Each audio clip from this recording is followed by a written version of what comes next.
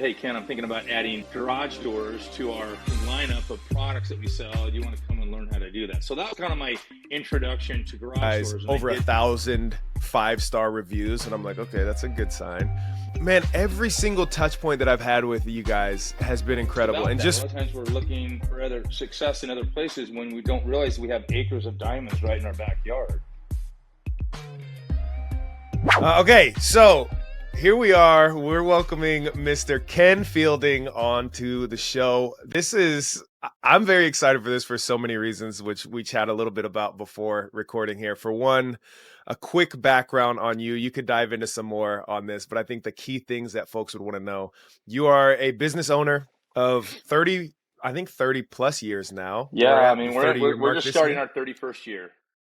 Mm-hmm. 31 years, Ponderosa Garage Doors, which I actually have my little booklet right in the back here for that reason, because I've had such an incredible, for those that have followed like on YouTube or my vlogs or whatever, I've had an incredible experience start to finish with your company, which is why we're actually even talking today, because of my genuine as a consumer, like, hey, I have a need with my garage door. My motor blew up. And it was like, okay, I need to get this fixed. Found you guys, over 1,000 5-star reviews. And I'm like, okay, that's a good sign. But you also never know, right? In the world of AI and developing web and all this stuff, people can cheat systems all the time. We see that stuff. So it's like, are these legitimate?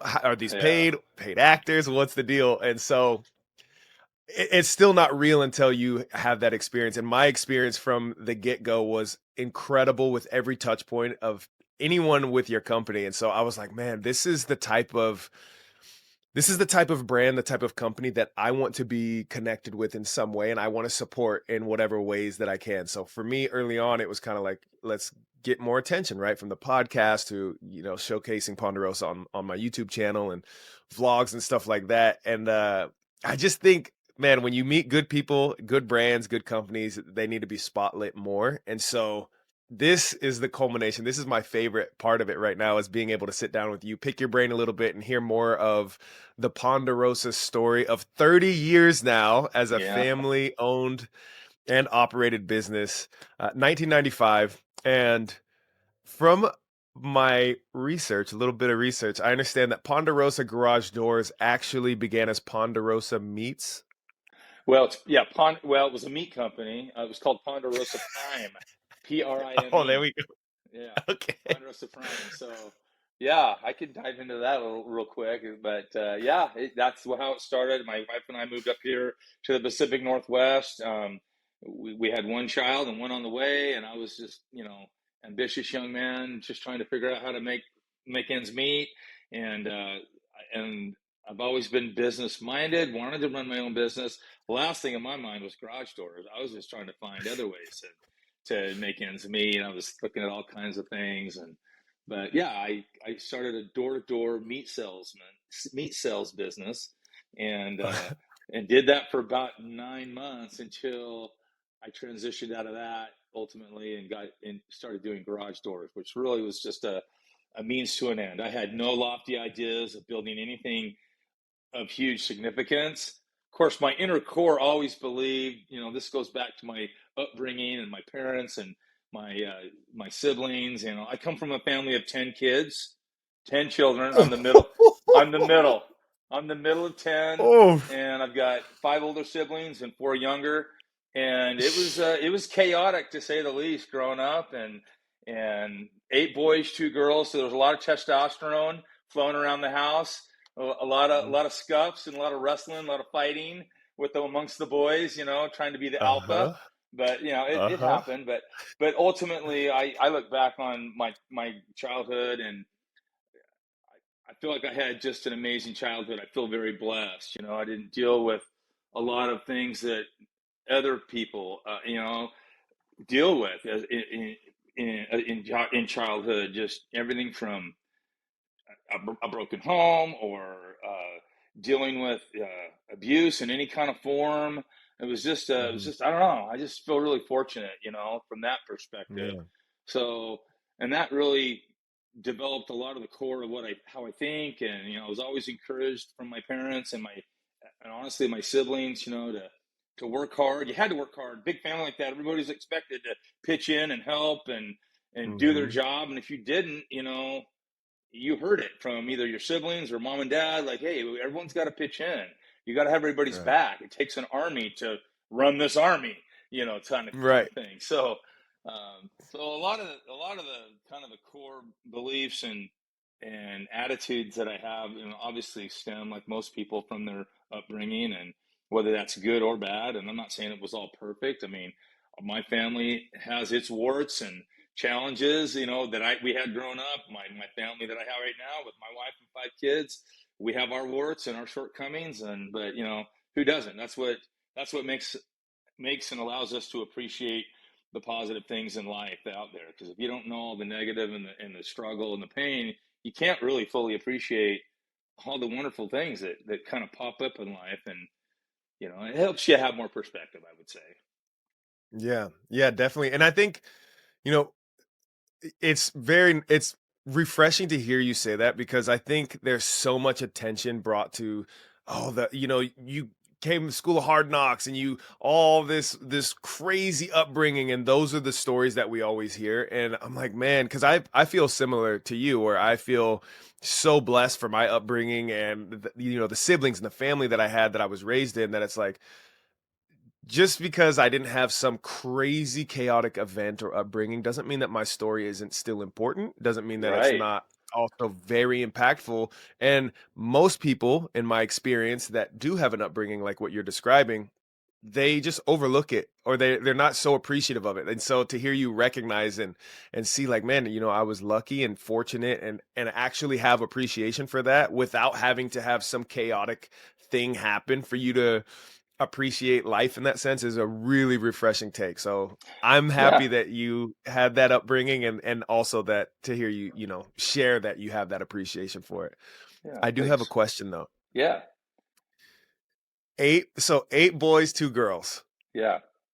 which is wild. So what is the age spread, oldest to Let's youngest? see. My mom had my oldest sister first, Terry, and I believe she's 61 or two. Gosh, I'm gonna be horrible. If they all listen to this and I butcher all their dates, all their ages, I'll never hear the end of it. But it's okay. But she's in her early 60s, and then it goes down from there. And the very youngest, which is my little brother Jason, I believe he's uh 45 or 46, Okay. somewhere right in there. 15, 16 year spread roughly. Yeah, Okay, it's got it. crazy. And Yeah, yeah. it sounds like it. It I sounds don't like know it. what my parents were thinking. After we had our first child and we're expecting our second, I remember Uh-huh. my wife and I being on the phone with them going, what were you guys thinking? What were you doing? This is hard. I mean, Yeah. you've got one and a Uh-huh. second one, and it's just like your life is pandemonium, I'm sure, sometimes, just trying to get Yes. stuff done. Yes. I'm genuinely, when I see families that have, like, I have two under four right now, right? I have a 3-year-old and a 1-year-old. And I see families of, 5 kids under 7 years old. And I'm baffled. I'm genuinely like, how? Yeah, Not just how do you navigate that and manage that chaos, that circus you're running, but also how are you still upright and conscious and walking yeah, around society, seriously. driving vehicles, It's Yeah, like, I it's know. it's It's wild. crazy. It's one of the seven So wonders of the world, Anthony, I think. Just that I somehow it agree. happens. Somehow you know, couples figure out how to make it work and do it. So, Yep. Yep. You're spot on. You're spot on. And there's no, this is the right way. And that's part of what I try to capture with all this, right? All the content that I'm creating and talking to people like yourself, as I'm like, there's no playbook. We all know that. We all hear that phrase, but I feel like some people have their own sort of playbook that I'm trying to just pull the good stuff out of. And I know there's family values that get passed down, and then there's family values that get burnt down because it's like that was not good. Let's change that out. And hmm from generation to generation. And one of the cool things that I love about your story is from Ponderosa Prime meets door to door sales to Ponderosa Garage Doors, there was also family involvement there with a couple of brothers that helped you out early Yeah, on with sure. Yeah. like the hands-on knowledge and stuff. Can you speak to that? Well, yeah, before my wife and I moved up here, we lived in a small little town in southern Utah, way south of Salt Lake City and that area. And I had a brother that was in the home services industry. He sold doors and windows to new construction homes. And he approached me, said, "Hey, Ken, I'm thinking about adding garage doors to our lineup of products that we sell. Do you want to come and learn how to do that?" So that was kind of my introduction to garage doors. And I did that for about, I think about 5 or 6 months. I was installing them.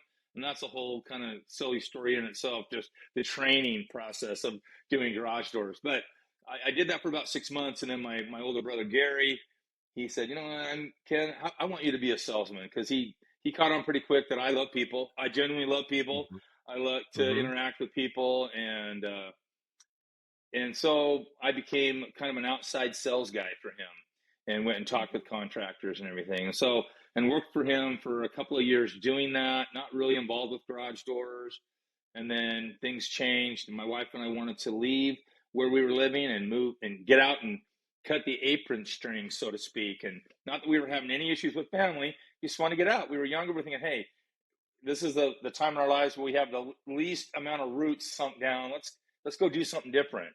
And so we Yeah. gathered up and we moved up here to the Pacific Northwest, and and didn't know what I didn't come up here with the idea of being a garage door guy. I started a Mhm. meat company. I did that for a while, and then hit a real lull, and where I was discouraged. It wasn't like it wasn't succeeding. I just thought, no, this isn't what I'm supposed to be doing. I'm not going to be doing door to door meat sales forever. So I Yeah. thought, well, I know how to do garage doors. I thought, because I did it for 5 6 months and thought I was very knowledgeable. But yeah, and that's what. And so I did get some help. So some help from one brother that kind of introduced me to garage doors. And then when I hit that one point, I had another brother up here in the Pacific Northwest, and they still reside up here. My older brother Lauren and his wife, and they were just an innumerable. Just you can't even. They were just a great support to my wife and I, because they have a large Mhm. family. We were raising kids. We interacted all the time. They lived in Mhm. Oregon. We were up here in Washington. But he also helped me once I made that transition, thinking, man, I know how to do garage doors. I'm going to do that. I was just trying to put food on the table. I was just trying to Yeah. cover rent. That's all I was. Yeah. I had no idea. And so he lent me $1,500, bought a little Mitsubishi pickup truck, went to Home Depot and bought some tools. And I just smiled and dialed all the other garage door companies in the area and say, hey, I can install. I know how to do it. And that's how I started. Mhm. And just kind of really simple and grassroots. And I was always trying to get out of garage doors. This was just a means to an end. This was just a means to an end, so I could figure out. I went into insurance. I went through and tried to do real estate. I mean, I thought garage door work and blue collar work was below me. It's Uh-huh. so prideful and stupid. And Uh-huh. every time I would try to do something and move my financial future or my career in a different direction, something awesome would happen in the garage door business. I'd get a great account or something, and then finally I just said, you know what? Maybe what happened? Maybe if you just focused all your energy on garage doors. I mean, why are you Mhm. trying to get out of it? I mean, you are paying your bills this way, and I think it was kind of God knocking on the door saying, "Hey, the answers that you're seeking, the freedom, the happiness, the fulfillment, it's kind of right here." There's a book called Mhm. Acre of Diamonds. It's an old book, been out there forever, that talks Mhm. just about that. A lot of times we're looking for other success in other places when we don't realize we have acres of diamonds right in our backyard. We just got to go dig it and get it. And so, anyway, that's what happened. And we just kind of finally pulled the trigger and said, you know what? I'm going to stop trying to divide my attention on all these other things. I'm just going to be a garage door guy. I'm going to do it to the best of my that I can. I'm going to serve people at a high level, and that's what I'm going to do to differentiate myself. And we're going to hire good people, and things went really well for a good period of time. But really, the most success we've had has really been in the last 5 to 6 years. But the argument can be made it's been going for 25 years, because somehow, with the grace of God, I've stayed in business for all these years, and all the highs and Yeah. lows, and it wasn't always pretty. And even though I had a great childhood and everything that gave me a foundation, I've still had my alligator bites, as I like to call them. And Mhm. there's been a lot of ups and downs on our whole journey, like everybody's journey. I'm sure you could tell your story. You got the same story. You've had ups and downs, and everybody has them. So that's why, Hmm. to your point earlier, everybody's story is important, regardless of whether you had a tragic, horrific event growing up or in your life. Your story is still your story, and success is just an outbreak. It's just a byproduct of failure and discouragement and hardship. That's all success is. So whenever you see somebody that's super successful, you've got to realize, man, I wonder what crap they went through to get where they're at, because I know they went through a lot of crap. Yeah, yeah, I totally agree with that. Completely agree with that. And it makes me think like here we are 30 years later, you've been trying to find your way out of garage doors.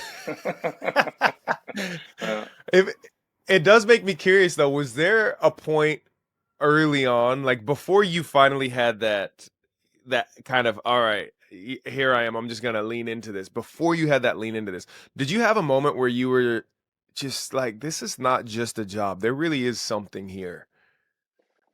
yeah, I think I had moments where I thought about that, or I would maybe have a great interaction, or I would have a negative interaction, and I somehow navigated through a sticky situation, whether it was with a client or with a vendor or something, and I was able to sit back and go, wow, that really sucked, but somehow we navigated through that, and we have better clarity and understanding with one another, and I salvaged that customer or whatever. And so I've always been, I said earlier that I really genuinely love people. I really care about people. I think people, for the most part, want the same thing. We all kind of want the same thing. We want, we could be different religions, different backgrounds, different cultures, different upbringings, but everybody wants happiness. They want joy, and they want to succeed in life, and they love their kids. They love family. I mean, it doesn't matter all the differentiating things that sometimes we think that makes us so unique from everybody else in the world. But the older I get, I'm 57 now, and I'm just realizing, you know what? Everybody across the globe is the same. They love their partner. They love their kids. They want to win. They want to succeed. They want happiness. They want prosperity. They don't like to feel pain. They like to feel healthy. I mean, they all kind of generally, we all want the same thing. So, Right. so there were moments, even before I made the decision to go all in on garage doors, where certainly there were moments where I went, yeah, that was cool. Or I'd stand back because I used to be in the field for years. I've only been out of the field actually doing the work for maybe 5 years, not even quite five. And I Oh remember seeing man. guys my age years ago pull up to the suppliers, and I'd be looking at them, and they had a white beard, and they looked my age, and I going, God, there's no way on God's green earth I want to be doing garage doors and picking up and doing stuff when I'm that age. And by the grace of God, I'm not right now, but I'm running a company, and I've got an amazing team and just awesome people. I've got the right people on the bus. We're working constantly to get the people that are on the bus in the right seats so we can gel, so we can really roll. And we've got some really awesome momentum right now. And I don't say that boastfully. I know that it's just such a great fun thing that we're doing. It's Hmm. stressful as it is in Yeah. running a business or just running life. But it's pretty awesome, and I'm just so grateful, just really, really Hmm. genuinely grateful for uh, people on my team, and I often think about all the people that are going to be on our team, future team members I haven't even met, just really good friends I haven't even met yet, and they're going to be a part of this bus, this big, you Hmm. know, endeavor to really broaden our borders, to expand our influence in a positive way across the Pacific Northwest. And I know it's going to Hmm. happen. I absolutely believe it's going to happen. I know it's happening. It's happening right now. And so I constantly strive to keep that abundance mindset and that belief. And it's just something that's part of my core and part of my nature. It's not, I don't think it's anything unique or special about me, because lots of people have that desire and want to win, like I was saying earlier. And I'm just a Hmm. regular Joe, like everyone else, just wants happiness and success, like you do, and like my neighbors across the street, and everybody does. Hmm. Hmm. I love Yeah. this. I do have to make a nod here. I mean, I don't know if I'm going to get some bonus points here from Brock, but how long ago? I mean, there's a lot of 5 years roughly that things really turned around with the company and really started to skyrocket. How long ago did you bring your son Brock on? as an Well, so employee? out of my five kids, there's four that are actively involved in the company, in which it's kind of funny because growing up, they were just kids, teenagers. They didn't want boo to do with dad and his business, but and Yeah. now, they get into adulthood and somehow, some way, they've all kind of gravitated, and a lot of them, and come back to roost, and they're just really awesome. I know I'm a little biased because I'm a dad too, but I have to look at the situation in the company as we're a team, and everyone's got to pull their weight. They've got to do their job, and Mhm. and they do, and it's been really rewarding. I will not lie, it's been challenging. They would be the first to admit that it's kind of weird, when we gather, which we do very often. It's hard not to talk about garage doors, or it's hard not to bring work into our to the Sunday dinner or the gathering at the beach or down at the river, or so we've had to work through that, and it can still be kind of challenging. But yeah, I think back 5 years ago or so when I hired my other son Teal. He's the first one that came on board. Shortly after that was a nephew-in-law. He married my niece, Nick, and I brought him on, and then shortly after that, Brock kind of came back and was transitioning from an experience he had just gone through serving as a missionary, overseas, and he was back and went to a bit of college, and he reached out to me and goes, Dad, I kind of interested in I'm interested in business, but I don't feel like going to school. I feel like I need to come work for you and just kind of learn how you've stayed in business all these years, and I may even have some ideas. And I said, sure. And so really those three people, and um, my wife she's always been a 50-50 owner in the company, but she's primarily been focused on raising our kids and being a busy mom and all that. And she's definitely been involved with the business from a kind of a more discreet level, but she works full time in the company now. And even right around that time, she became more of an active owner and partner in what we were doing, because our kids are kind of all grown and out of the house. We still Mhm. had our youngest that was at home, but you know what I'm saying. So Mhm. that just really triggered. So it was really right around that time, with Teal and Nick and Brock, and just a lot of brainstorming started to happen. That period kind of put a lot of wind in my sails. It Mhm. reminded me of 25, 26-year-old Ken and all the things, because I definitely, from my early age into my teenage years, always believed that I was going to freaking knock it out of the park and win. But that's true of Mhm. a lot of kids. Everyone, Yeah. kids are just dreamers. They just dream. Mhm. They know that they got the world by the tail and they can do it. And then somehow along the road, we get knocked down, and we start getting reality checks. And so it takes a real purposeful mind, I believe. And again, I don't have any original thought. I've just read a lot of books, and I'm an old guy now, and I've just experienced a lot. So the thing when I say stuff, it's 99 times out of 100, it's not something that I thought of. It's just something I read that resonated with me, and I've adopted that and used it. But I just really believe that dreamers and visionaries drive this world. They do. I mean, Mm. Mhm. when we have dreams and we strive to reach out after them and pursue them against all odds, just amazing things can happen. I don't know what it is. It's the weirdest thing how it can happen. Yeah. Call it a supreme being out there that's watching over us that does things, or just the karma that can come back to you in the world by putting positivity out into the world. It's going to come back to you. I 100% believe in it.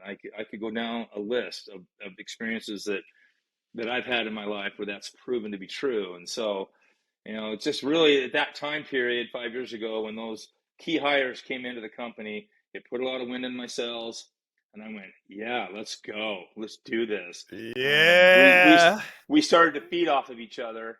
And Uh-huh. so it was really awesome. And it's just been a painful, exciting ride ever since, because it's been change after change after Mhm. change. And you know, it's really a leap of faith. It was just a lot of times I Yeah. think entrepreneurship, it does you have to have a plan, but a lot of it's just stepping out into the darkness, hoping that solid ground's going to land. You're going to land on solid ground. It's just, Yes. I always think of the Indiana Jones where he steps out into that, he throws the little sand pebbles out onto the pathway because he couldn't see it. Uh-huh. He's like, oh, I'm stepping off into the abyss. And sometimes that's the way it is in life. You feel like you're stepping off into the abyss and you just got to go for it. God, that is such a great analogy. That I Yeah. feel that I literally feel that so deeply in this chapter of my life right now, like so deeply, because I'm making sort of a pivot right now, and all of that Yeah. stuff it makes complete sense to me. And it's funny because now hearing you say that, and now thinking for a second, the thing that I've been avoiding and kind of trying to get away from is what I'm now starting to lean into a bit more, like garage doors. Like, no, no, no, no. I've done all this other stuff trying to get away from, being out on camera in front of and creating content, whatever it is. I've avoided Yeah. that for the last decade, Yeah. but I've done That's it as a cool. career, like as a model and actor. I've done it as a career for over a decade, and I always get this immense, like, the feedback and the compliments and all these things, like, man, you got to do this. And I've had people for years talk to me about, oh, you got to get on YouTube, you got to do this, you got to do that, podcast, blah blah blah blah blah blah blah Yeah. blah blah. And I avoided it, but now I'm kind of like, let's do that. Let's build this how I want to build it, something that I would enjoy and try to bring value and things like that. And I have similar perspectives that you had. Like, the way you looked at garage doors, like, oh, that's blue collar, I'm above that, was sort of Yeah. how I was with, like, content creators and YouTubers and whatever. Yeah. It's like, I do this professionally, Yeah. like, Exactly. yeah, and It's funny it's how kind we of can get absurd. that way. It's funny how we can have those perceptions, and it's really Right. kind of arrogant of ourselves to, and Completely. we have to catch up with ourselves and kind of know the room and step back and go, wait a minute, Yeah. you know? Yeah, yeah. So true. So true. So, okay, so about 5 years ago, you bring on, all right, I'm gonna bring on some family. I'm gonna bring on the Yeah, kids. They're expressing interest, wanting to do this, and then you bring them on, and I know I think around that same time that's you guys getting your heads together, and you're like, okay, let's rebrand a little bit here, right? yeah, Ponderosa Garage Doors. We're gonna give it a little refresher, and which I think it looks incredible every touch point. And I believe Nick helped install my door. I'm he may, pretty sure. he may have. Nick is our install manager, and so his hands are all over the install department.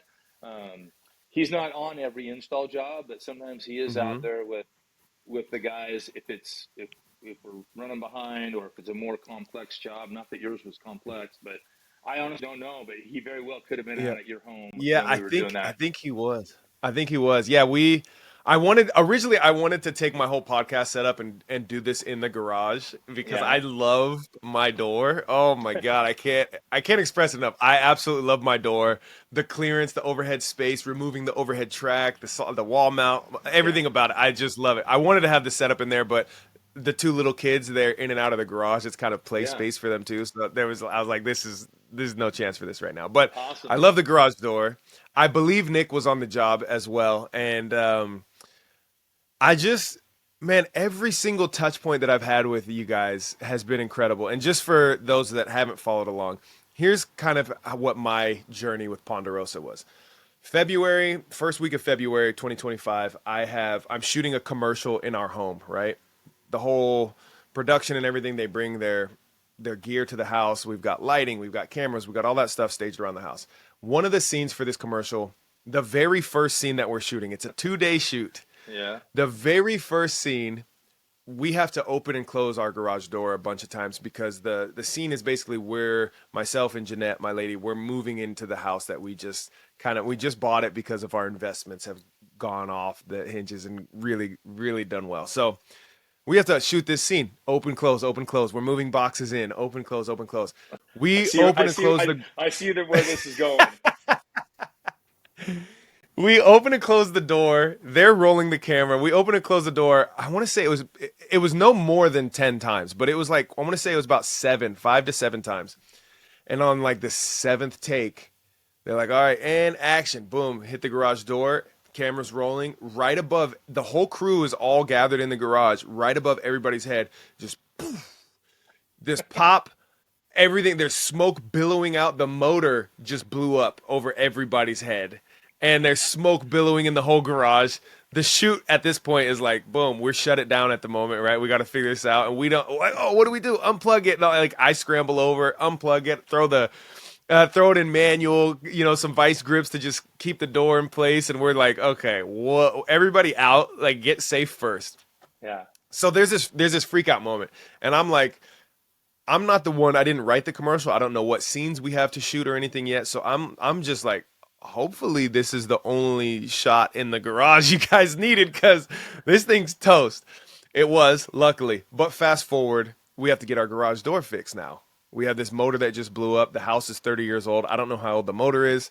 Yeah. It's the standard motor that I've never been in a house before that had a different motor than this type, right? It's the standard right overhead chain driven motor, a couple of light Yeah. bulbs on it, whatever.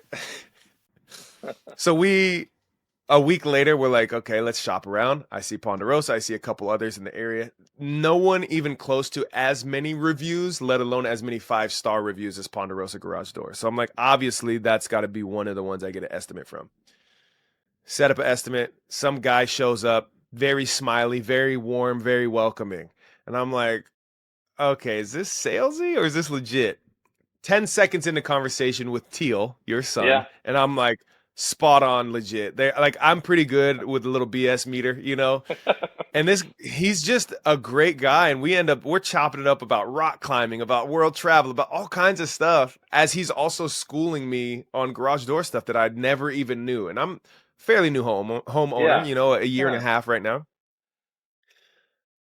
And I'm like, this is just an Awesome. estimate. Like this isn't I haven't been upsold. I haven't This is just an estimate, and I'm having such a wonderful time. Okay, cool. I still need to do my shopping like a good consumer would do. I have 2 other ones set up to get estimates from, but my family ends up getting sick. The whole family was sick. Yeah, I remember that. I don't make Yes, I know you do, because I don't make any contact at all with any other company or anything, and then a week later I get a text message and it says, "Hey Anthony, I'm paraphrasing here, but hey Anthony, this is Ken with Ponderosa Garage Doors. I just wanted to see if you had any questions or curiosities that I could help with." And I was like, "Oh man, you know what? I'm sorry I haven't gotten back to you guys. My whole family's been sick." And you're like, "Oh my goodness, like take care of your health. Get everybody taken care of. I'm here if you need anything." Yeah. Fast forward another, I don't know, 4 or 5 days, something like that, and I get another text message. I see that it's coming from Ken with Ponderosa, and I'm like, "Oh, this is gonna be salesy. He's gonna be like, hey, can we come out and do sell you some stuff?" And the text message was just like, "Hey, how's the family doing? Are you guys healing okay?" And I'm like, "What? What in like no, no, no, no, no, no, no. There's no way that this is just some random business that I just made contact with, and this is where you're spending your time with your resources of time and energy and everything." So instantly I was like, this is crazy. This is the that's when the switch hit for me, right? It was just confirmation of what I felt from one touch point, and then this. Fast forward, here we are months later. I Yeah. have a brand new garage door, incredible install process. Every question that I had, every curiosity I had, this pamphlet, this booklet of different garage door details, which I didn't even have a clue garage doors had this much detail and options too, right? It was like, Yeah. oh man, you could literally have any sort of setup at all, from glass, frosted glass, clear glass, no glass, long panel, short panel, all these things that I had no clue about. Every single question I had was answered, and then new questions were actually sparked on my behalf. That it was like, man, I didn't even think to ask that, but I'm so glad you did, because if I didn't have that answer, I would have had major regret with my garage door choice. And so Yeah. that sort of care, I'm like, Awesome. oh, it's unreal. So Well, I good. say all of that, and that long-winded intro and kind of connection to my experience firsthand, because I want to get a little bit of detail of like kind of twofold, the business side, but also the personal family side for you. Like what sort of values were you and your wife like, we have to make sure we instill these in our kids, that you also carry over into the business, where you're like, this is because you do business differently than most. It's very clear, very clear. So I'm just curious if you can kind of unpack, if you had to, I don't know if you do have a working, like, here's our mission statement or whatever, but whatever your sort of value system of raising your children that has carried over into your business that has made this such an incredible experience for a random consumer like myself. Yeah. Oh, thank you. I mean, I appreciate you sharing what you just did. I mean, as the owner, that makes me really feel good about all the efforts that we've made over the years, and to really deliver a good experience to a consumer.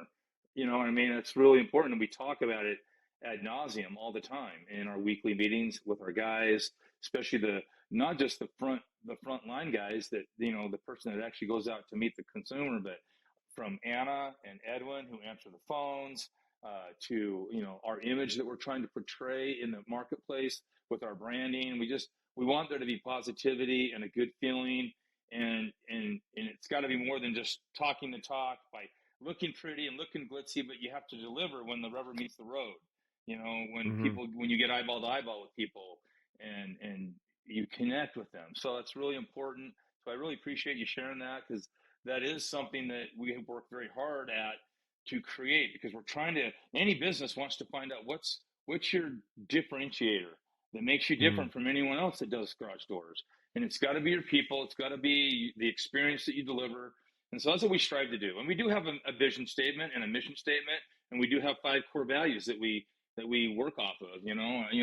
I'll paraphrase here, but our vision statement is to be a leading contributor in our community, to help neighborhoods and families wake up to a safe and reliable, in a safe, reliable home, and feeling good. It's just Hmm. kind of all reaching, nothing to do with garage doors. It's just a vision statement of, we just want to be a contributor in the community to help families and neighborhoods feel safe.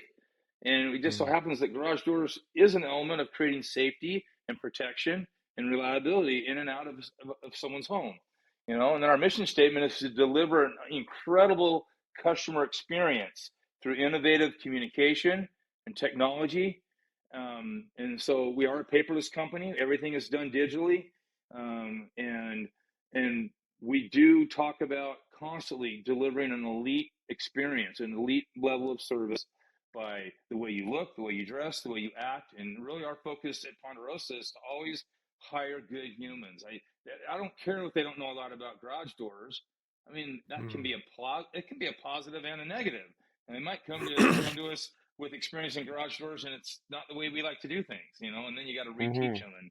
But really the goal is to really to to bring on team members that are just good in their core. They're just good people. They care about people. They care about their own family, their own futures. They're ambitious. They want more out of life, and because people, like consumers, they can sense that. They can feel it. Hmm. And then so we really work at trying to create a good culture. And as much as I like to say our customers out there are our number one priority, but really my team, that's my number one customer. And then customers are like, 1B. It's 1A, 1B. Because I think Hmm. if your team, if your culture isn't thriving and positive, and Hmm. people aren't excited to get up and come to work, and they're excited about the people they work with, they're not going to convey happiness and energy and excitement when they go to the home. They're just not. Right. And they're not going to say good things about, whether it's the company or their team or the company. I mean, it just comes out of people when they're happy. Hmm. Happiness, you don't have to Yeah. necessarily. You can just sense it. You can just Yeah. sense yeah. I so agree with that. Is this what leads to, or what drives your weekly meetings? Because I understand you have like weekly meetings Yeah. slash trainings where you're Yeah. just like, the focus isn't on the numbers. It's not on how to position this for sales and stuff. The focus is actually on people. Is that accurate? Yeah, absolutely. Our 5 core values are, let's see if I can get them all here. I might, but the first one is be green. And a lot of times that's not necessarily being, like, green is what we sometimes think about, especially up here in the Pacific Northwest, about Yeah. recycling and the environment. It's green as, when you're green, you grow. When you ripe, you rot. Mhm. So be green, be humble, be teachable. Have that mindset to be green and humble, and don't get out over your skis. When you're green, you Mhm. grow. Mhm. When you ripe, you rot. And I'm so writing this down right now. That's yeah, incredible. again, I don't have an original thought. I read that in a book. I try to remember where I got that from. I can't remember, but it's so ingrained and a part of me in my life. I don't even know where I got it. It's just that it Mhm. wasn't me that thought it up. It was something I read in a book, and it just really resonated with me. And it speaks to the value of staying humble and be teachable. Mhm. And regardless of Yes. how expert you are in your field, at your craft, you don't know it all. There's more to learn. And Right. people don't like cocky people. They don't like, I mean, people like confident people, people that believe in themselves, but there's a fine line between, damn, that guy or that Yes. gal is just full of themselves. They just think they're Mm-hmm. just the best. And Right. you don't want that. So we don't like to try and convey that. And there's been times where I've had team members over the years that bordered on that cockiness. And I'm like, dude, just tone it down. Just be confident that, that can be a turn on to people. So Yes, be for green, sure. be nimble is our another one. Just be Mm-hmm. nimble. Things are going to change on a moment's notice, and you might get a flat tire, or you might go to some call and it just doesn't go the way you thought it was going to go. You just have to be Mm-hmm. nimble. Be nimble. Be willing to just change on a dime, because that's welcome to life. That's the way it is. You just got to be nimble. Yeah. Yeah, Yeah. you know. So and the other one is protect people. We always talk about protecting people, and we protect each other, our team members. We talk about safety every week. About we have safety meetings. We make sure that we have great equipment, good tools. If anything is looking shabby or not right, we get rid of it and we buy new. We don't drive Mm-hmm. jalopy vehicles. I don't want there to be a puff of smoke blow out when they're, starting the vehicle to drive away from the customer's house. I don't want it dripping oil all over everything. So we just keep our fleet fresh and new. And so we're protecting our team members, and then we protect people. Are we doing everything we can to protect the consumer's property? Are we careful when they're at their home? Are we really doing the job right and not cutting any corners? Because that door, it's the largest moving part in people's homes. It's dangerous. It's inherently dangerous if it's not running right. So if you cut corners or you see something and go, it'll be all right. They'll never know about it. No, no, no, no. We don't do that. What if it was your door? Mm-hmm. I mean, you fix that and get it right. What if your 3-year-old was walking underneath that door and you didn't fix that right? Come on, let's Mm-hmm. go. Let's do it right. Yeah. So we protect Yeah. people, and then one of our other core values: address everything. We address everything. We don't let things fester. We don't let things develop and get cancerous in the business. If you got a beef with a team member or you have a beef with management, we're all adults. Let's come to the table. Let's talk. So we strive to really keep an open environment. I don't scream and yell at people. We don't yell at people if they screw up and do bad things. I mean, I know that can sometimes bosses, chew out their team members, or hey, what are you doing? You got to think. I don't yell. I don't yell at people. Mm-hmm. But do we address things? Yeah. Do we hold people accountable? Yeah. That's what healthy relationships and healthy businesses and healthy families do. There's accountability in the family and in the business and in relationships. It's vital. Um, and there's one more. Gosh, why am I thinking about it? Nimble, be green, address everything, protect people, fail forward. That's our Love fifth that. one is fail forward. It's okay if you make mistakes. It's okay. Success is Mm-hmm. built upon this mistakes. Just be Mm-hmm. excited. When you make a mistake, you're that much closer to winning and succeeding and Right. learning and changing. So that's our other one, fail forward. I am I'm thrilled to hear this. Thank you for the breakdown. Thank you for sharing this. But I am so thrilled to hear this as man, this what you're describing here. This also, I guess, it kind of makes sense why I feel so connected and why I have felt so connected to you guys because these are all so important to me as well. Yeah. The be green, like always be growing. I think when you're green, you grow. When you're ripe, you rot is so good. That is so good. That's gonna get tattooed on somebody Yeah. if it's not already. Yeah. Be nimble. I love this too because and like you were mentioning, that the ego of people who have so much pride, or if you bring someone on the team that, oh, I know how this is done, and they're just not open and not open minded to like, hey, let's adjust and do things because there's being nimble with that as well, right? And yeah, Yes. you may have done it a way in the past, and maybe that works, but we do it differently, and here's why. Yeah. Because all of your puzzle pieces work really well together. And even though another style might also get the job done, pulling a little bit from there and plugging it in here might not be the best fit. So having Yeah. that access and that ability to be nimble as well, which is like that's a large part of the dynamic daddy brand is like dynamic was a key part of that for me because I don't have it figured out. Yeah. in my journey to continually try to improve, I have to be nimble. I have to be flexible and be able to understand, like, hey, we had a plan here and it looks like that plan's not working out, so we have to adjust. And doing that Yep. with a 1-year-old and a 3-year-old, you Yep. know, as you're Constantly. well aware, five Yeah. times over. Yeah. It's like that's the Yeah. game. So much of this is just such a beautiful breakdown because so much of this, these 5 like core values for you, for the company, these are easily transferable to family raising. Yeah. I It's mean, where it came from. it's I mean, it really that makes did. so It much could. I sense. mean, That when we see, I haven't had this vision and mission statement and core values from day one. That all got created Mhm. right around that same time, 5 years ago, when all these key Yeah. hires came in, and we just got together in a room, and I vomited all that out of my experiences, and we bounced things off of each other, and we created all that. So it Yeah. it is. That's what I love about it, because it's a vision and a mission and core values that you could just take that and away from Ponderosa or any business and just overlay it on, okay, this is how we're going to try and run our family. Hey, Mhm. sweetheart, this is what we're going to try and do as a couple. Let's try and raise our Yeah. kids to embrace these type of principles.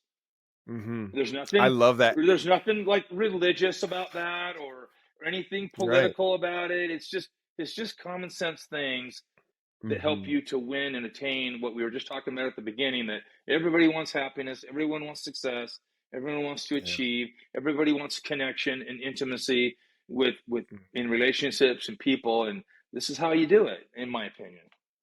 Mhm. Yeah, and what I also love about this is that this is enough. You know, like there's people who are so rule oriented, whether it's in their business or in their family. It's like, no, these are the rules. This is what you're allowed to, not allowed to. And it's like, I just think that's just not a good way to lead a family personally, Yeah. let alone a business, that all of these rules. I think, and this is probably where you've seen so much success and been in business for 30 years because you focus on the people and you go, if I could just hire people that have good values, the rules and Mhm. stuff sort themselves out. So here's our 5 kind of core principal values. If you live within these, you don't need rules because you have a good set to measure any situation against and be able to live in the best way possible with it. And then even if you happen to find a way that you're like, ooh, that was kind of a mistake, that's great. Now we fail forward, we learn from it, we grow, we're Yeah. nimble.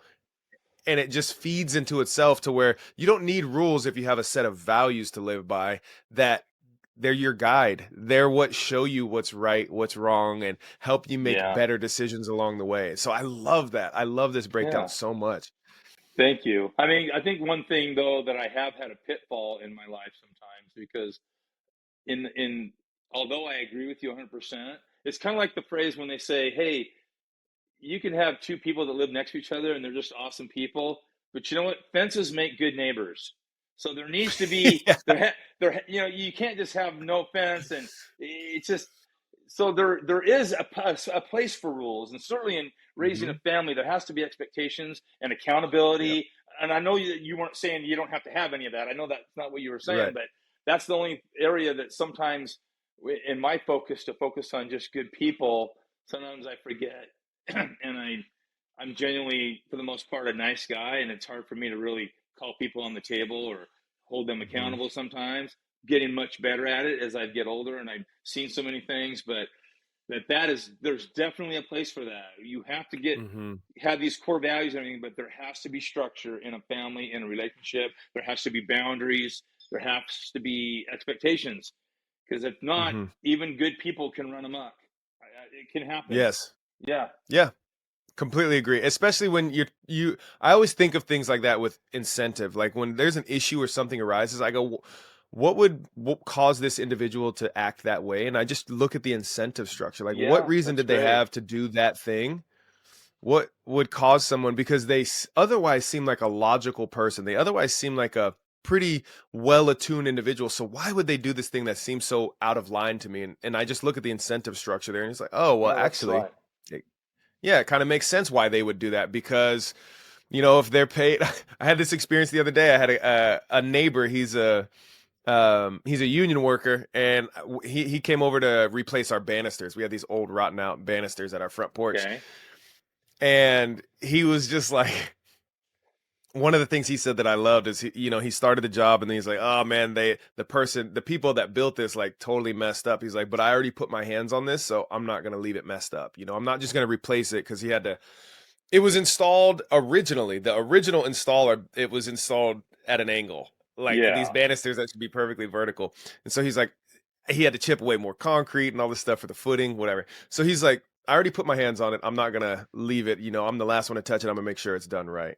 I said, yeah, man, that right there is so it's so that's very awesome. cool. But I'm like, that's that's kind of rare. And he was saying, the the people that built this home, he's like, they are paid. I'm not familiar with this, but he was like, those guys were paid by the unit, I think is what it was, where he's like, they get paid per item that they install on the house. So that's why they just throw a bunch of stuff up and they do it quick rather than do it right. He's like a union guy. He's like, I get paid the same no matter what. So that's why our work is usually so much better because we're like detail oriented. We want to make quality. We get paid the same either way. Yeah, And I'm like, man, if that's the incentive structure, like, could you imagine that business? Like, all right, guys, you're installing garage doors. Each each piece that you put up, you get paid $10. Each spring is $10. Each bolt, each nut.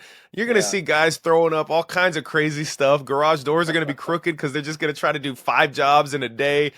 And so it's yeah, like, yeah, well, look at the incentive structure of that. Of course, they're going to do that because that's how they make more money to live the happy life with their family, to take care of their people, and so on and so forth. yeah, So I always look at that like, what is the incentive here for that person to do this thing? And what you've structured here, I understand. I think of it as trade-offs where you're like, I'm the nice guy, but sometimes like, well, that's a trade-off, right? That you have to deal with. yeah, But there's other ways that you could choose to live where you could be that authoritarian figure. And then it's like, well, the day to day with you might not be so joyful for people or for yourself. You might not love to go to work yeah, every day because, so that's a trade off where you got to be a little bit better with your conflict and stuff. yeah. Um, I want to respect your time. How much time do you got to get out of here ASAP?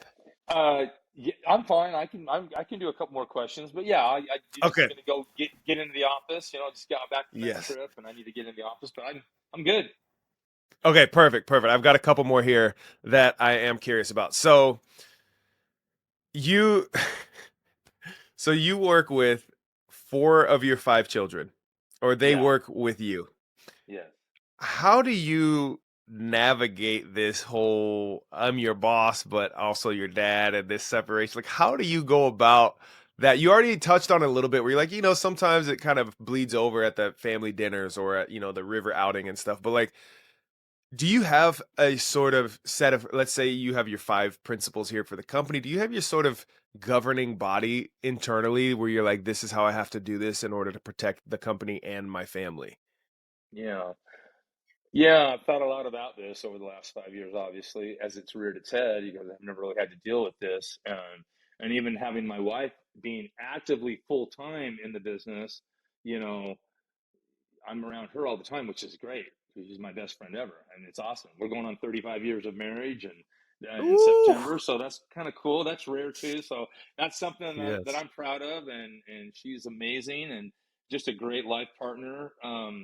And so, but to your point, I think probably the thing that's helped, and it hasn't always been perfect, and it still isn't perfect, but just having roles defined really well. I think in general in a company you need to have a clearly defined org chart. Now, when you're small, like we are, I mean, we're growing, 21 people in the company now, which is still small, but it's big enough that there has to be an org chart where Hmm. certain roles are plugged in and the roles for that particular position are defined, and people have to be held accountable to do that part, because the Hmm. company is like a big wheel and there's spokes of this wheel, and if one spoke is not doing their job or it gets pulled out, it weakens the wheel. It frustrates everything. So having clearly defined roles for everybody, particularly with those that are blood related, it's been helpful.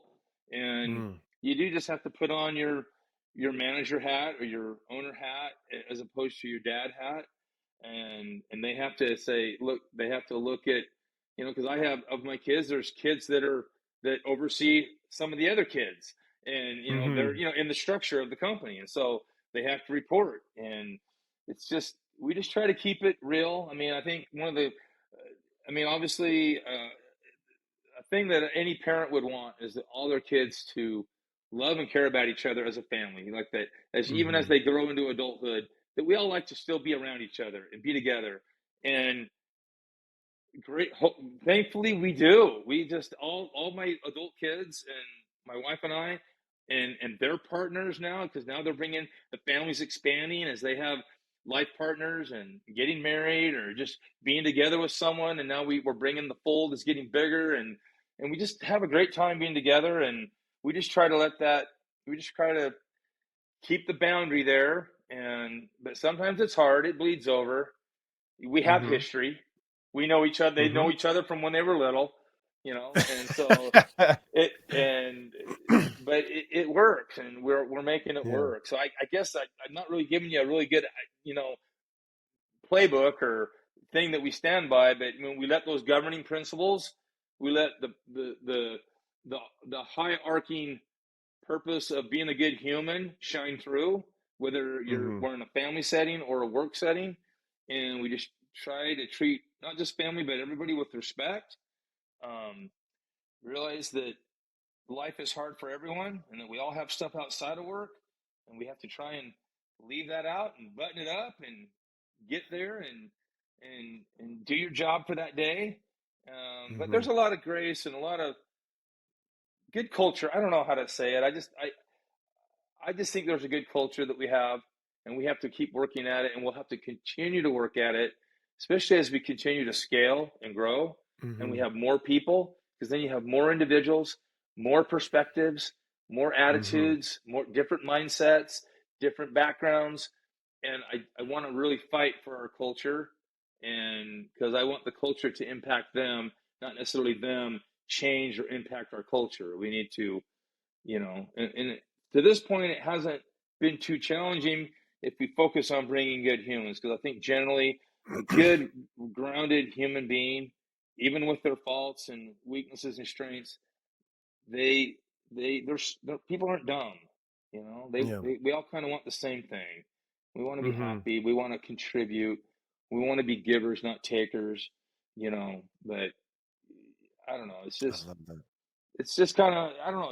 It's worked for us, Anthony, to this point, Mm-hmm. and my only kind of background, outside uh, desire is to get my one other son that's in Phoenix somehow on the payroll, so I can say I've had everybody in the Yeah. family's been on the payroll. Hasn't I happened yet. love that. What is that? What does that son do in Phoenix for work? He's in Phoenix. He's 21, and he's gone through flight school. He's learning to be a pilot. Oh, wow. Yeah, so That's he's a awesome. certified flight instructor right now, and he's kind Uh-huh. of gone through all of his training, and he is a pilot. Mm-hmm. He's just not Mm-hmm. he you have to bank a bunch of hours to be able to Oh, yeah. fly people around on an airline, Yes. but he's still toying with where he's going to go with that career path. You can fly Mm-hmm. packages around. You can go Mm-hmm. fly tourist planes and fly people out to remote Mm-hmm. places. I mean, there's a lot of things he could do, but that's what he does, and Yeah. he's in Phoenix. Everyone else lives here in the Pacific Northwest, and then Yeah. we've got him. Yeah. We've got Tate out in Phoenix. You know, Ponderosa in its growth might need someone to fly those rush There orders, you you go. know? There's an angle here. There's a Yeah, definitely or the Ponderosa tour to go tour the most elite doors in the Northwest, there you a little go. pilot Yeah, flyby. That's very cool. we My brother's a pilot as well, so I'm familiar with that, that path that Tate's on right now. So yeah, cool. that's very Yeah. cool. Very cool. So one of the other questions I have regarding your kids and the business. So you bring them all in, four of the five roughly, around the same time, 5 years ago. Business has blown up a lot since then for you guys, which is awesome. But that takes a lot of trust from you to say, hey, I'm going to let you handle this rebrand, or I'm going to let you handle this newfangled technology, or I'm going to let you try out this new marketing strategy, whatever it is. For a business you've had for 25 years that has fed this whole family that you're now even more responsible for because now they're on the payroll too. how do you how do you develop or build that trust to be able to say, all right, kids, here you go? Is this a you have the keys to it, go do whatever? Is it I'm gonna build like how you were speaking, kind of a fence, here's your boundary, here's the budget that you have to work with, do whatever you want with it, and we'll see the results. How have you made sense of this to kind of give that freedom or trust to the kids to help take over this business that's been your baby for at that point 25 years? Yeah. Yeah. I mean, yeah, I've thought about this all the years of running a business and trying other businesses and other things like I alluded to earlier before I finally put all my eggs in one basket and built garage doors. I always knew, like, man, Ken, there's businesses have been a part of society for thousands of years. And it's like, I knew that ultimately there's a limit to what one or two people can do as far as how big we could grow. I mean, there's only so many hours in a day.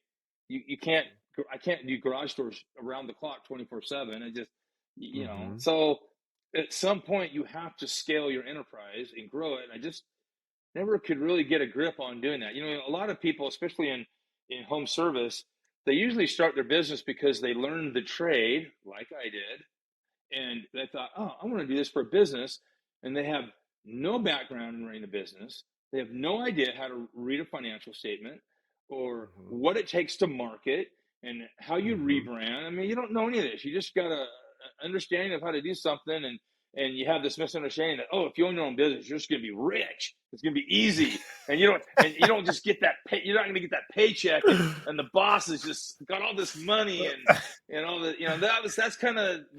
that's broke thinking. That's Yeah. like a scarcity mindset instead of an abundance Mhm. mindset. And so I started my business. I tried to keep an abundance mindset, but I did have, prior to just 5 years ago, I had hired people and I had a team, and it was off and Mhm. on. And most of my business used to be all new construction before the 2008 crisis, and then my whole business fell apart. And I went, holy crap! I got to do something. I got to know how to fix garage doors. I never fixed them. Yeah. I just put in new ones forever. So Yeah. so I think to your point, um, when help what I finally realized was, Ken, you got to get out of the way. You're the bottleneck. Mm. You're so prideful. I remember distinctly when I brought Teal and Brock and Nick, my nephew-in-law. We were kind of cranking and trying to figure things out. And Brock goes, Dad, you got to stop answering the phone. I mean, what business owner answers the own phone? When you call a big company, it's not the Yeah. owner doesn't pick up the phone.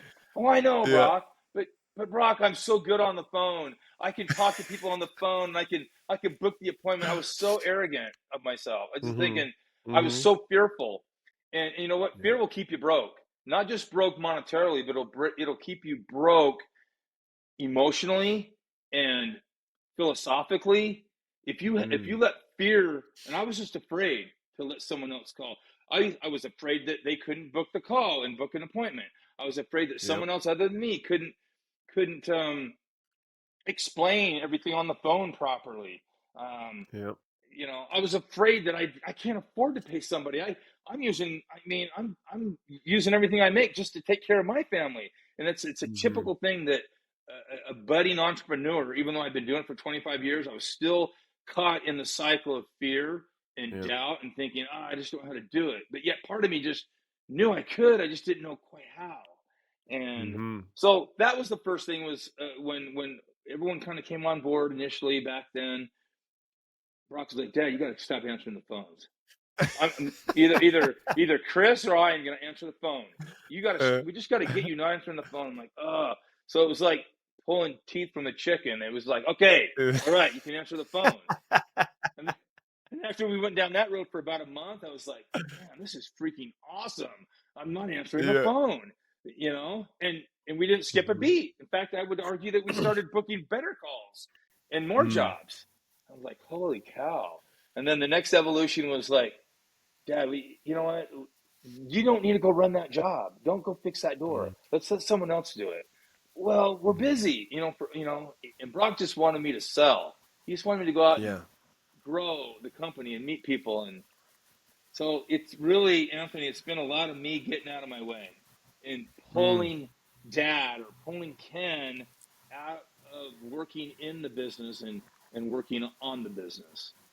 hmm So hmm Man, that that's is. been a huge evolution.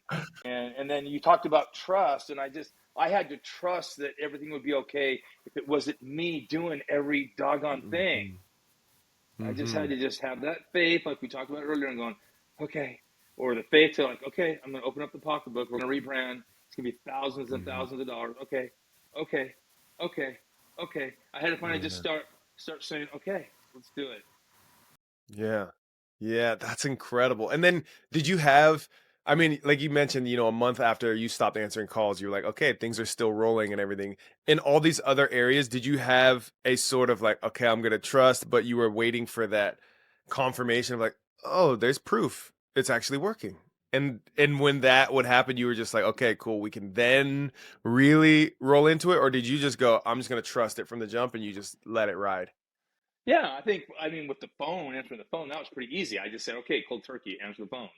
I mean, every once in a Hmm while, I mean, our software, it kind of allows, like, if someone's busy on the phone, it'll roll to the next person, so we don't miss Yeah, any calls, that type of thing. But yeah, no, that one was pretty easy, and I saw very quickly how that was smart, and it did free up my time to just focus on yeah. other things, you know. hmm But I was, like focus on because when I was out there working on people's houses, working on garage doors, I'm answering the phone. It wasn't a secretary. I'm like, "Hi, how you doing?" I'm in a garage right there, and I got a notepad off to the side, and I'm writing their name down and getting their information and booking the call. And Brock's like, "Dad, Yeah. that's stupid. That's like 1980s. I mean, it's 2020." And Right. Brock got us on to he got us on to going paperless. We used to write the Mm, invoices out when he came on. I wasn't digital, yeah. so he goes, I don't know, I'm just gonna find something. I just know we can't be paper. So he got Yeah. something, and that worked for a while, and then we tried a different one, and then eventually we settled on the one we have now, which is freaking amazing. Mm, But I there's a love it. lot of good software programs out there. But just that was another one, and rebranding and Yeah. getting paperless and getting me off the phone and then getting me out of the field and you know hmm hmm I love this. Okay, I'm gonna give two more, and then we're gonna get you out of here. okay. I'm so thankful for this time, Ken. There's so much I'm gonna re-listen to this, and there's just so much that I've already notes and stuff that I'm taking. There's so much gold here that I think is gonna help a lot of people. It's already helping me for sure, and I know it's gonna help other people too. So thank you in advance for Yeah, that. you bet. So this one is just my own personal curiosity. Garage door springs. Is this a myth or is this like that's fact? These things can decapitate somebody and they kill people all the time.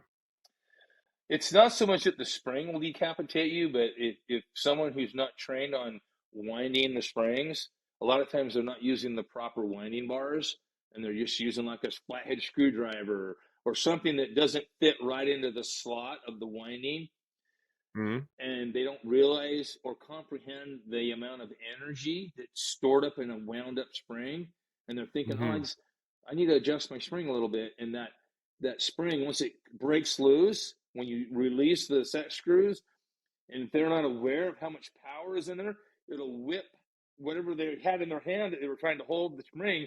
And you just Google garage door injuries with springs on, you'll see more than you want to see. I mean, people have been killed. They're not decapitated, but something Yeah. get jammed into their eye. I mean, people have been killed by garage doors that didn't know Right. what they were doing, and so there is definitely an element of danger. hmm So, hmm so yeah, For sure. Okay. I couldn't honestly say if someone's ever been decapitated. I don't really know how that would happen, but people have been killed and seriously, hmm seriously injured, like fingers ripped off because their hand Yeah. got caught up in the uncoiling of the spring that happens in like a split second, and just Yeah. fingers ripped off, and yeah, there's Yeah. been some That serious okay. stuff. That makes that makes total sense, and that settles my curiosity a bit there. Yeah. And then the last thing that I have for you, Ken, is if you were just like megaphone to the world right now, this is from Ponderosa, this is from Ken specifically, whatever it is, what's the message that you think right now you would want to send and share with the world that we live in? Just like personally or from a business perspective? Just, Either or. Personally, I well, typically ask this personally from people, but feel yeah, free yeah, to. yeah. Well, I, hmm. Well, obviously, in light of recent events that my family's going through with my brother and his illness and sickness, and I've lost a dad to cancer. My wife just lost her mother 2 years ago from cancer. So just cancer is it's just a crapper. You know what I mean? It Yeah. sucks. And but one thing that keeps rehoning my focus and what really matters most is just, you know what, ultimately when you're on your deathbed, you're not going to really care about how successful your company was or how much money or how well your portfolio was doing. You just want all the people that mean so much to you to be close, and you want to be you want to be happy, you want to feel closure, you want to feel connection with. You just want the people that you love to be around you. The closest thing I can uh, kind of try to relate to how it would feel if you knew you were going to die and you were on your deathbed is just, if you've just been deathly sick before, like maybe you were sick for a week or 2 weeks. I mean, like literally so sick that you were just laying in bed and it just hurt everywhere. You even would kind of groan as you kind of reposition yourself in bed, and you're just so sick. You just feel so horrible. I mean, I'm sure you've felt that way before. I know I have. And and all I wanted in everything, when any time like a loved one or one of your children or something came into you in your moment of distress and sorrow and discouragement, you were just so appreciative of them. You would look at them with an admiration and a gratitude and appreciation for them bringing you some toast or getting you some new ice water that you could sip on at your bedside, or your wife just kind of coming in and sitting by you and holding your hand or just saying, sorry, you feel so crappy. Is there anything else I can do for you? I mean, those things mean Yeah. the world to you, right? It's Hmm. just like, gosh, I love these people. They mean so much to Yeah. me. You're not thinking about your bills and I mean, I don't know. I guess what I would say is that why does it have to be when we get sick or when one of your loved ones is about ready to pass away that we get hyper focused on what's most important? Why can't we keep that top of mind every day? And because it's just hard, we're all busy, we're all focused, we're trying to get ahead and find happiness and joy, but there has to be some sort of a cadence in our daily routine that kind of grounds us and brings us back.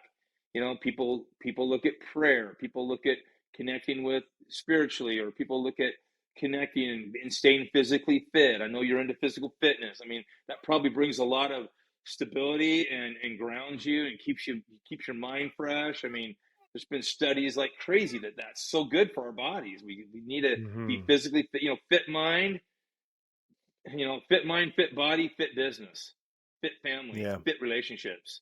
It's just they all interact. So I guess that would be my one thing is like, gosh, why do we have to let tragedy and heartache bring us ground us right back to what's most important? And I think it's okay, and it's not like we're horrible humans because it took that tragedy or that event to bring us back. But we need to be more consistent, I guess, in our daily walk and in the daily cadence of what we do every day that keeps us focused on being a good human and appreciating what really matters most in life. I love it. I double, triple, quadruple down on that entirely. That is beautifully put. That's very well said. And yeah, I support that 100%. It's that alone, I think, would heal a lot of the worldly problems. I think just that 100%. refocus all the time. And that's kind of like how this started, right? This conversation where it's like, I love that you have the appreciation for your upbringing and that you didn't have to have some crazy chaotic thing for you to appreciate it. The same can be true for our daily health and appreciation for our health and our loved ones' health and all that stuff, that you don't have to have tragedy for you to have that appreciation and that reminder. You just have to kind of Right. be aware and conscious and give that love and attention to that what you do have while you have it, instead of those dark reminders that kind of snaps everybody back in those moments. Yeah. Love it, Oh, Anthony. Yeah, I love it. Ken, thank you so Thank much for you. your time. For for those listening, Ponderosa Garage Doors, business, family owned and operated, been around for 30 years. Greater Portland, Oregon area. So Portland, Oregon, surrounding Southwest Washington, Vancouver, all over. I don't know what your guys' boundaries are now, but by the time somebody listens to this, I'm certain it's going to be expanded beyond what it is now. So just look up, see if you can get Ponderosa out to service your garage door needs. And for me, I know I negotiated a little bit. I don't know how well aware you are of this, but if they mention Anthony Thomas or Dynamic Daddy, let's say, 10% off. Is this? Can we get you on record for this? Because I Oh believe yeah, that's what we have. let's go for it. I love it. The I love it. dynamic, it's 10% a off. dynamic daddy discount to triple D. Oh, I love it. Ken, seriously, thank you so much. Have a Yeah. wonderful day. I appreciate you big time. Thanks for the wisdom you shared. For me personally, your wisdom and everything you shared here is going to bleed in and feed into my family personally. So I thank you on behalf of my family for sharing the wisdom that you've gathered over all these years. And hopefully some other folks that are listening will also take some value from this too. Awesome. Thanks, Anthony. I appreciate the time, and I can, like we talked about today. You definitely are a good human, and I'm always inspired by people that want to learn and grow. It's just, I mean, that's what inspires people is looking at other people that are inspired themselves and striving to move ahead. So that's awesome. Thank you for the time, and I'm just a regular guy. I'm flattered that you wanted to talk with us and be a part of the Ponderosa, you know, story in some way, and grateful for all that you've done and the time today. Thanks. Awesome. All right, Ken, take care. Bye, everybody. Yep.